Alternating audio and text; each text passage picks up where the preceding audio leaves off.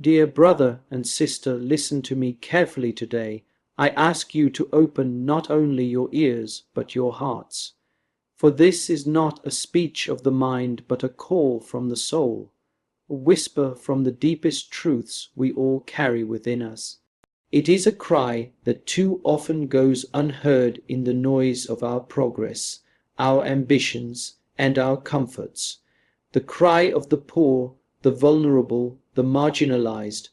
Look around you, not just with your eyes, but with your spirit.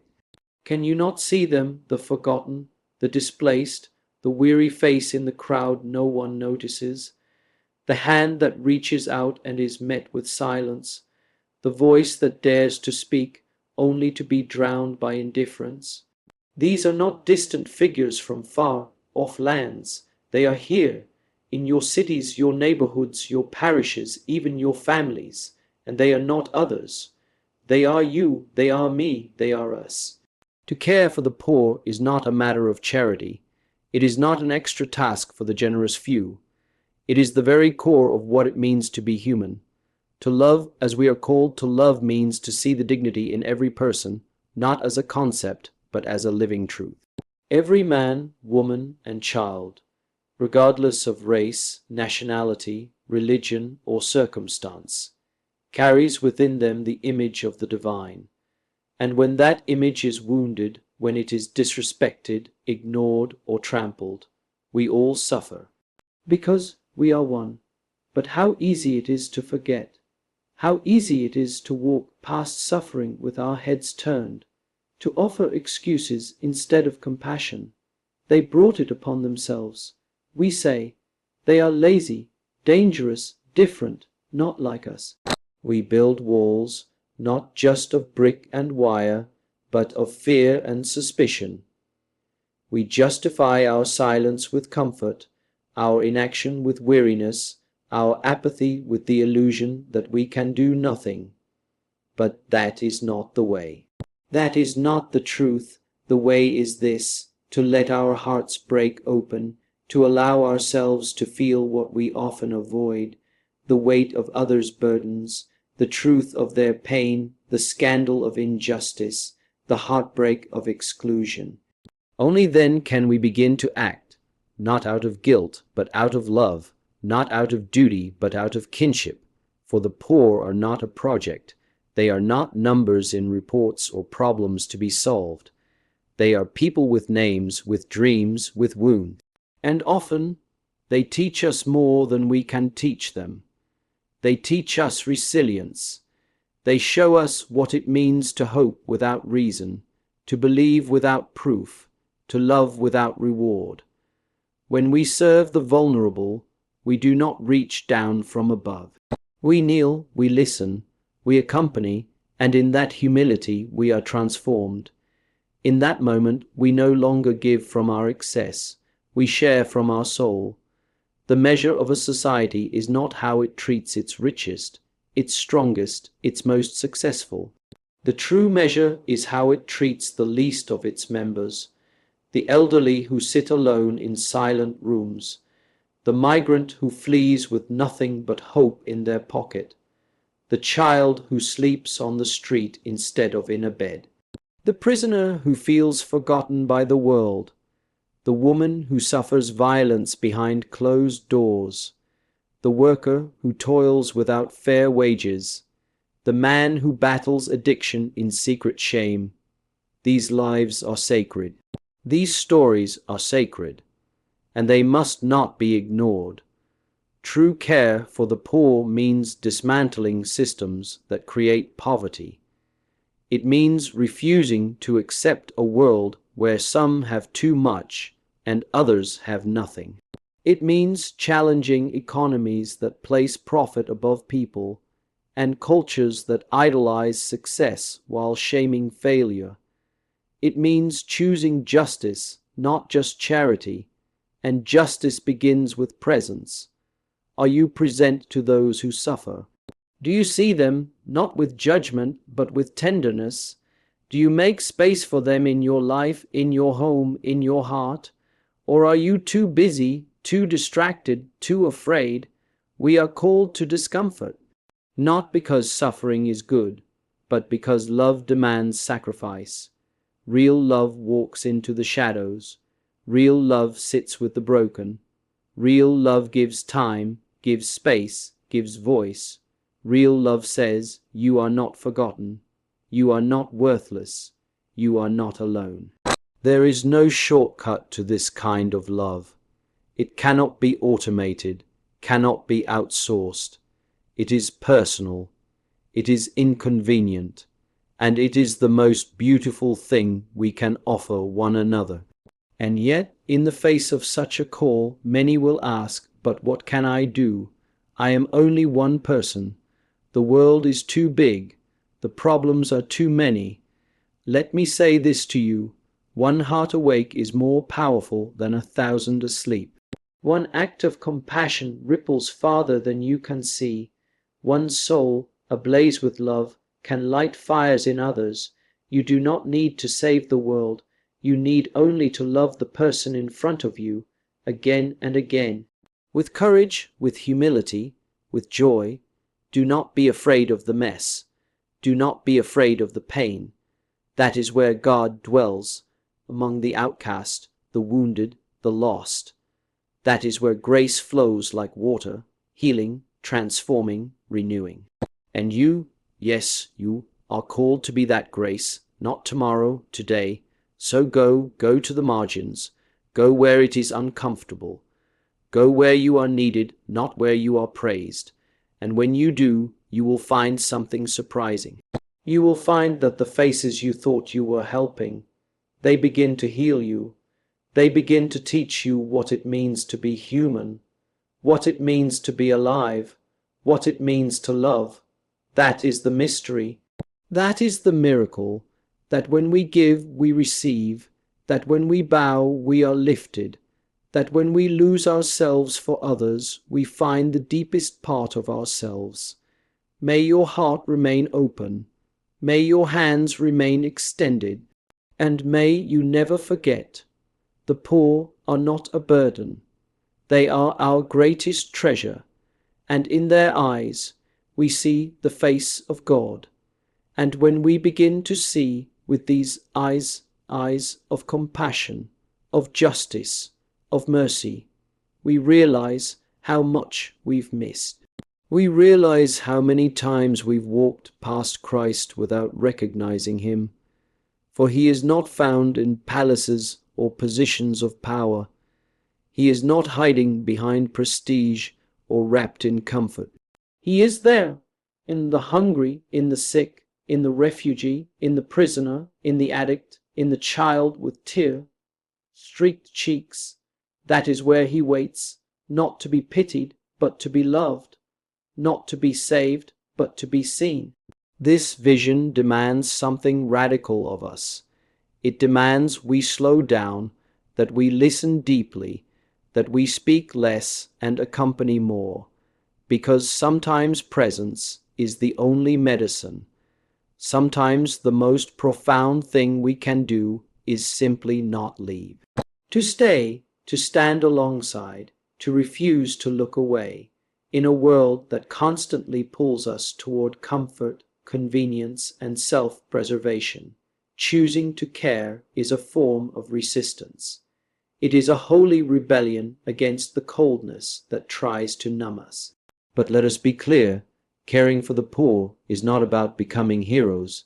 It's not about being the savior in someone else's story. It's about letting the poor become our teachers, our friends, our equals. It's about recognizing that they hold wisdom the world ignores. Wisdom about endurance, about faith, about community, about the strength that is born from struggle. If we truly listen, we will find that their stories are not interruptions to our lives. They are the path to a deeper truth. And this truth is not quiet. It unsettles. It shakes our foundations. It forces us to ask difficult questions. Why are so many people without food while others throw it away? Why are people without shelter in cities filled with empty buildings? Why is health care a luxury for some and a distant dream for others? Why do the systems we've built reward greed and punish need? These are not questions for politicians alone. These are questions for all of us in every community, every faith, every heart that seeks to live with integrity. Real solidarity is not seasonal. It is not a campaign. It is a way of life. It shapes how we spend our money, how we vote, how we pray, how we raise our children, how we build our economies and organize our societies. It doesn't just respond to emergencies, it works to prevent them. It doesn't just offer a coat in the winter, it asks why people are cold in the first place. It does not settle for short-term relief, it strives for long-term justice. And as we take this journey, we must not forget the vulnerable among us who are not always visible, the lonely, the mentally ill, the victims of abuse, the elderly who feel abandoned, the youth who feel invisible. The marginalized are not always in plain sight. Sometimes they sit beside us in silence. Sometimes they laugh with us while hiding deep sorrow. We must become people who notice not just what is loud and obvious, but what is quiet and hidden. Because the world does not need more noise. It needs more tenderness, more truth, more people willing to be wounded alongside others and to stay with them in their pain. That is where healing begins, in relationship, not in distance, in communion, not in control. And as we begin to live this out, we will start to see how care transforms both the giver and the receiver. The boundaries blur, the lines dissolve. There is no us and them. There is only we. One humanity, bound together not by agreement, not by wealth or status, but by something deeper, the shared longing to be loved, to be safe, to be seen. If you still wonder what this care looks like, it is often small. Quiet, unseen, a visit, a meal, a conversation, a ride, a prayer, a hand held in silence, a decision to forgive, a refusal to give up on someone. These acts do not make headlines, but they build a world that is more human, more just, more holy. Let us not seek greatness in applause or accolades. Let us seek it in love that perseveres, love that washes feet, love that gives without counting, love that listens to the slow, difficult stories, love that shows up again and again, even when there is nothing in return. And in doing so, we will not only change the lives of others, we will discover the true meaning of our own lives. Because it is in giving that we receive, it is in comforting that we are comforted, it is in embracing the pain of others that we begin to understand our own hearts. There will be resistance, not just from the world, but from within. The temptation to withdraw, to protect ourselves, to cling to comfort. It will come, but do not be afraid. Love is stronger. Mercy is stronger. Truth is stronger. When we speak for the voiceless, we restore our own voice. When we shelter the stranger, we discover our home. When we fight for the dignity of others, we reclaim our own. And if we feel overwhelmed, let us remember, we do not walk alone. Every act of compassion joins a chorus that has echoed through centuries. We are part of a story much bigger than ourselves, a story of justice, of sacrifice, of love that does not give up. We are walking paths already tread by the prophets, the saints, the quiet workers of peace who changed the world not by grand gestures, but by steadfast love. Their steps are etched into the dust of the forgotten corners of the world, places where hope was nearly extinguished, yet someone still showed up, someone still cared, someone still believed that every life mattered. And so must we. We must resist the culture of indifference that numbs our senses and deadens our conscience. Indifference is not neutral, it is destructive. It allows suffering to flourish in silence. It lets injustice continue unchallenged. It makes space for cruelty by refusing to name it, and when indifference becomes normal, compassion begins to look like weakness, but it is not weakness. Compassion is strength. It is the strength to feel, to act, to stand firm when others retreat. It is not enough to feel sorry for the poor. Compassion must move us. It must be active, deliberate, stubborn in its persistence. It must drive us to our feet, push us to our knees, lead us out of our comfort and into communion. And not just once, again and again, because poverty is not seasonal. Suffering does not take a break. The wounds of the world do not heal on their own. If we are to be people of compassion, then we must allow our priorities to change. Our schedules must bend, our plans must be interrupted, our resources, our time, our skills, our money must be placed at the service of those who need them most. We do not lose by giving, we are enlarged by it. Our hearts stretch, our vision widens, our joy deepens, and let us be mindful of how the poor are spoken about. Language matters. Words can restore dignity or they can steal it. To refer to people solely by their need, the homeless, the disabled, the addict, is to reduce them to a circumstance. We must speak of people, as sons and daughters, as neighbors, as sacred. Their worth does not depend on their productivity, their sobriety, their documentation, their appearance, or their usefulness to the system. Their worth is rooted in something that cannot be earned or taken away. It simply is, and in that truth there is no hierarchy. There is no room for arrogance or superiority. We are all in need. We are all vulnerable. Some of us simply have the privilege of hiding it better. But if we are honest, we all carry burdens. We all have moments of fear, of loss, of loneliness. This is what connects us, not what divides us. To care for the poor is not to place ourselves above them. It is to recognize them as our reflection. To meet them is to meet ourselves, and in doing so, we learn to live differently. We begin to value presence over performance, stillness over noise, relationship over efficiency. We begin to find holiness not in grand cathedrals, but in the fragile miracle of every human soul. Let us look also at the children, those born into cycles of poverty with no say in the matter, those who grow up without access to clean water, education, protection, or love. How can we speak of justice while such innocence suffers? Every child born into poverty is not a statistic. They are a calling. A call to build a world where their lives are not predetermined by the accident of their birth, but uplifted by the shared commitment of a society that refuses to leave them behind. And what of the elderly, too often cast aside in a world obsessed with youth and speed?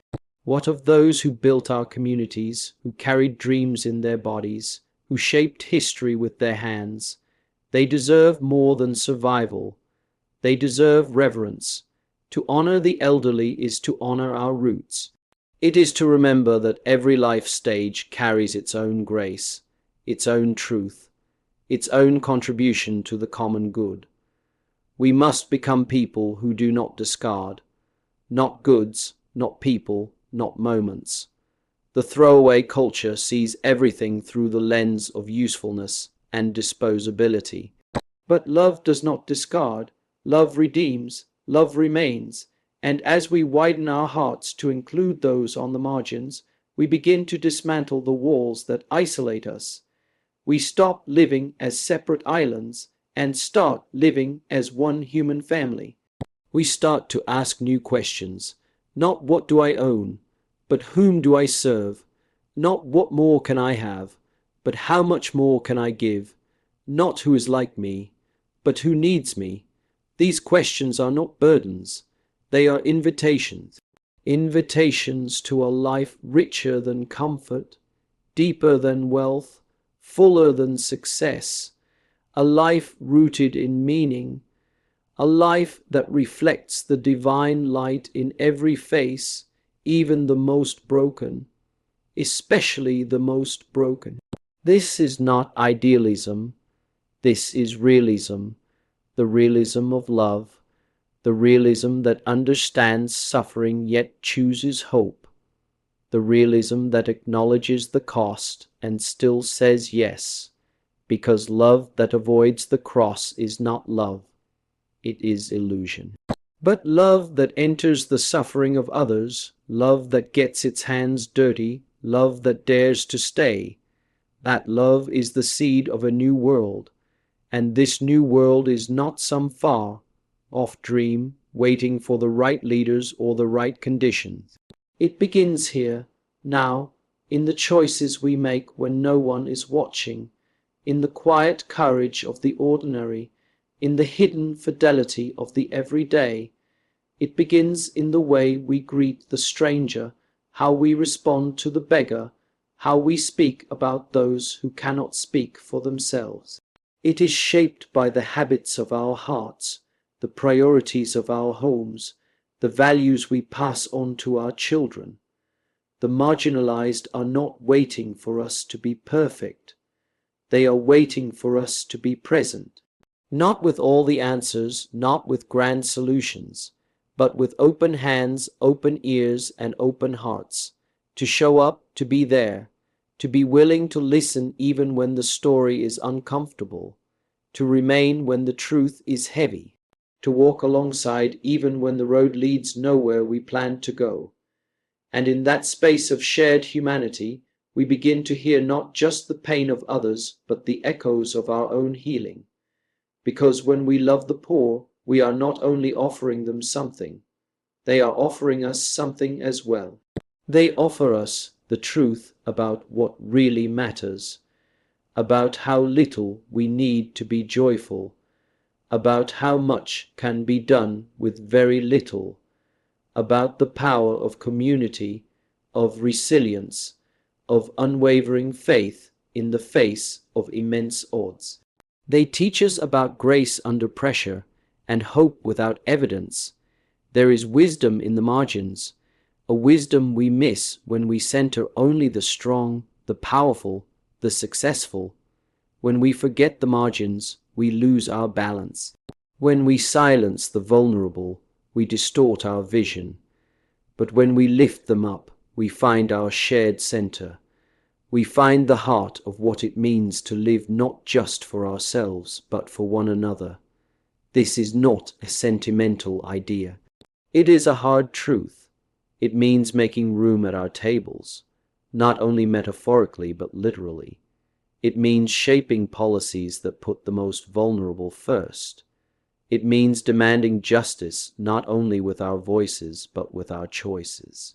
Where we spend, what we support, who we defend, it is a call that cuts through every excuse. I'm too busy, I don't know how, I might get it wrong. But love does not wait for us to be ready. Love does not require perfect strategy. Love requires willingness, and it does not always look like great gestures. Sometimes it is as small as remembering a name, making a phone call, sharing a meal, offering a ride, standing beside someone when they are treated unjustly, writing a letter that speaks truth to power, saying again and again, you are seen, you are not alone, you matter. And if we do this together, not as isolated efforts, but as a shared mission, then we become something stronger than kind individuals. We become a movement of mercy, a community of justice, a living testimony to the power of compassion to reshape the world, because nothing changes without proximity. We cannot change what we are unwilling to touch. We cannot heal what we refuse to face, and we cannot serve whom we choose to ignore. Proximity breaks down the illusion of separation. It shatters stereotypes. It makes the suffering of others real, and it ignites within us the fire of true empathy. The world will often tell us to protect ourselves, to look out for our own, to be realistic, but the path of love is not realistic in the way the world defines it. It is radical, it is risky, it is vulnerable, and yet it is the only path that leads to real peace. Not peace as the absence of conflict, but peace as the presence of justice. Peace as the fruit of love that refuses to give up.